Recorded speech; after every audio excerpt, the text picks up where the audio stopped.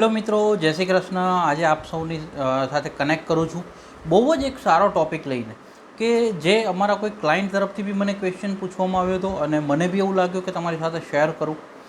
જ્યાં અગર આપણે કેનેડાનો જો કોઈ પ્લાન કરતા હોઈએ સ્ટડી કરવા માટે, જે છોકરાઓ કેનેડા જવાનું પ્લાન કરે, પીઆરવાળા પ્લાન કરે, વર્ક પરમિટ માટે લોકો પ્લાન કરતા હોય, તો અલ્ટિમેટલી એની અંદર 90% એવો એક પર્પઝ હોય છે કે જ્યાં આગળથી આપણે કેનેડા સ્ટડી બી કરવા જાય છે તો કે સ્ટડી સાથે બી થોડું અર્નિંગ કરે, એ એમના પર્સનલ ખર્ચાઓ કાઢે।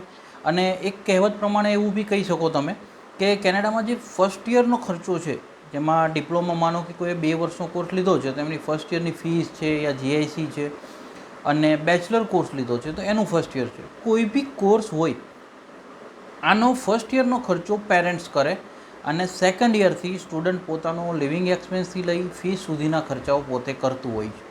અને આ જો ખર્ચો એમનાથી એડજસ્ટ થઈ જાય અને બચત એમનાથી એટલી થાય કેનેડાની અંદર, તો જ એ એમને પરવડે। એકચ્યુઅલી જોવા જેવી વસ્તુ એ હોય છે।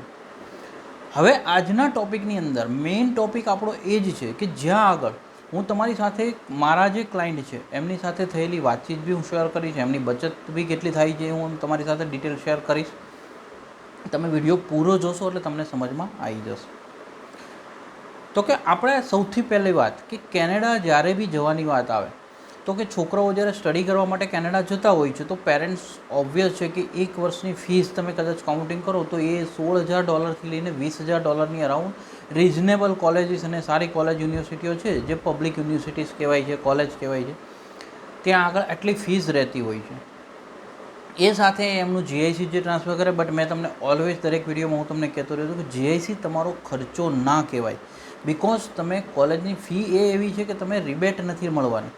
જીઆઈસી તો તમારા જ એકાઉન્ટની અંદર જે પૈસા ટ્રાન્સફર થાય છે એ જ એકાઉન્ટમાંથી તમને મંથલી જે લિમિટ આપી છે એ લિમિટ પ્રમાણે તમે કેનેડિયન ડોલર વિડ્રોલ કરી શકો એન્ડ ધેન આફ્ટર તમે એનું યુઝ કરી શકો છો।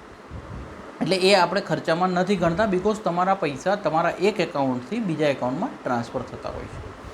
તો કે આપણો આજના ટૉપિકમાં મેઇન વાત શું, તો કે તમે કેનેડા અગર જો જવાનો પ્લાન કરો, સ્ટડી પ્લાન કરો કેનેડાની અંદર, તો તમારે એ જોવાનું છે કે શું તમે કેનેડાની અંદર તમારો લિવિંગ ખર્ચો, તમારી સેકન્ડ યરની ફીસ અને બાકી કંઈ બચત કરી શકો કે ના કરી શકો, અને કરી શકો તો કેટલી। તો કે હું તમને આજે એક વાત કરું કે મારા કોઈ સ્ટુડન્ટો ત્યાં આગળ છે ઓલરેડી, મેં એમની સાથે જ્યારે વાત કરી તો એક સ્ટુડન્ટના રિવ્યૂ એવો હતો કે એમનું અર્નિંગ અત્યારના કેસની અંદર 2300 કેનેડિયન ડોલર પાર્ટ ટાઈમની અંદર એ અર્ન કરે છે અને એ પોતાનું સેવિંગ કરી રહ્યો છે। હવે આની અંદરથી એનો લિવિંગ એક્સપેન્સ કેટલો, મેઇન વસ્તુ એવી છે કે જ્યારે બી આપણે બચત શોધવી હોય તો શું કરીએ કે આપણે અર્નિંગ જે કરતા હોય એ અર્નિંગમાંથી આપણે આપણો લિવિંગ લાઈફસ્ટાઈલ અને જે ખર્ચો કરીએ છીએ એ કાઢી નાખીએ તો આપણને બચત ખબર પડે। તો કે એ વાત પ્રમાણે ખ્યાલ આવે છે કે એ એમના 2400 કેનેડિયન ડોલરમાંથી એમણે જે એમનો લિવિંગ લાઈફસ્ટાઈલ છે, એમણે એ ફ્લેટ પર કંઈ પીજીમાં છોકરાઓ બધા સાથે રહેતા હોય એવી રીતે ફ્લેટ પર છોકરાઓ રહે છે, 400 કેનેડિયન ડોલર જે છે એ એને મંથલી રેન્ટ આવે છે। 200 કેનેડિયન ડોલરની અંદર એ બીજા એનું ગ્રોસરીઝ, બાકી એમનું જે મોબાઈલ બિલ છે, આ છે તે જે નાના મોટા ખર્ચાઓ છે એ યુઝ કરે છે, અને $100 કે $150 કે $200 એપ્રોક્સિમેટલી એવું કહે છે કે મારે ટ્રાવેલિંગ એને એક્સપેન્સ થઈ જતા હોય છે। તો કે આ બધા ખર્ચા બાદ કરતાં એને મંથલી $1600 સેવિંગ અત્યારના કેસની અંદર થયું છે, જેની અંદર કદાચ એવું સમજી શકું છે એમને જે પાર્ટ ટાઈમ જે 24 અવર્સ વીકલી મળે છે એ સિવાય કદાચ એ ઓવર ટાઈમ બી કરતો હોઈ શકે છે। તો આ એક જે મારી પાસે રિવ્યૂ આવે છે હું તમારી સાથે શેર કરું છું। બીજા એક સ્ટુડન્ટ જોડે વાત થઈ છે તો એ સ્ટુડન્ટે બી મને એ વાત કરી છે કે એમની પાસે એ નાના સેન્ટર, જે કાસલેગર જેવું સેન્ટર કહેવાય કે જે નાનું સિટી કહેવાય એવા સેન્ટર પર છે, એ સ્ટુડન્ટને બી એ જ વાત હતી કે સર મારે અત્યારના કેસની અંદર 1800 કેનેડિયન ડોલરનું અર્નિંગ થાય છે અને કંઈક $600 કે $650 એનો લિવિંગ એક્સપેન્સ છે, બિકોઝ ઓફ એનું પીજી એને સસ્તું પડે છે રહેવા માટેનું, એટલે કે $250-300 અંદર એનું રહેવાનું પતી જાય છે અને બાકી ગ્રોસરી એન્ડ નોર્મલ ખર્ચા ગણતા $600 અરાઉન્ડ એનો ખર્ચો પૂરો થઈ જાય છે।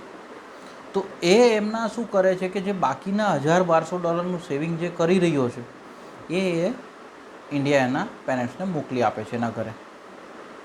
એક ઓર સ્ટુડન્ટ છે કે જેની સાથે બી મેં વાત કરી, તો એનું બી કહેવું એવું હતું કે એને $2100 જેવી અર્નિંગ થાય છે. સામે એનો લિવિંગ લાઈફસ્ટાઈલ જે છે એ ટીમિન સાઈડ રહે છે ટોરેન્ટોની અંદર. તો એનું કહેવું એવું છે કે એને $2100 જેવું એ મંથલી કમાઈ રહ્યો છે, એન્ડ ધેન એમાંથી એ ખર્ચો જે કરે છે એ $600-700 મંથલી કરી નાખે છે. તો $1500-1200 જેવું તમે જો બચત કરવી હોય કેનેડાની અંદર, તો તમે આરામથી કરી શકતા હોય છે છોકરાઓ. હા, અત્યારે જોબના ક્રાઇસિસની અમે બી વાતો સાંભળીએ છીએ, બટ ગોડની એક મહેરબાની કહેવાય કે આપણા જેટલા બી સ્ટુડન્ટો છે વેલ સેટલ છે. કદાચ એક વસ્તુ એવી છે કે તમારામાંથી જો કોઈ પેરેન્ટ્સને એવું હોય કે તમારા સન પાસે કંઈ જોબ ના હોય, કદાચ હેલ્પ કરવા માટે તમને એવું લાગતું હોય, તો અમને કોન્ટેક્ટ કરી શકો છો. તમે રેફરન્સમાં કોમેન્ટમાં તમે કોમેન્ટ કરી શકો છો. ટ્રાય કરીશ કે હું તમને રેફરન્સ જો છે તો એ જે બી મારા સ્ટુડન્ટ છે એમને પૂછીને એ લોકો જો તમારી સાથે શેર કરી શકે તો હું તમને એની સાથે ડિટેલ શેર કરીશ, જેથી કરીને તમારા બાળકોને કદાચ કોઈ રેફરન્સ યા હેલ્પ મળી જાય કેનેડાની અંદર, તો એ સારી વાત છે અમારા માટે. અને તમારા કોઈ અભિપ્રાય હોય અમારા માટે તો પ્લીઝ કોમેન્ટ કરજો. માહિતી સારી લાગી છે તો પ્લીઝ લાઇક કરી દેજો. Thank you so much. જય હિન્દ, જય ભારત.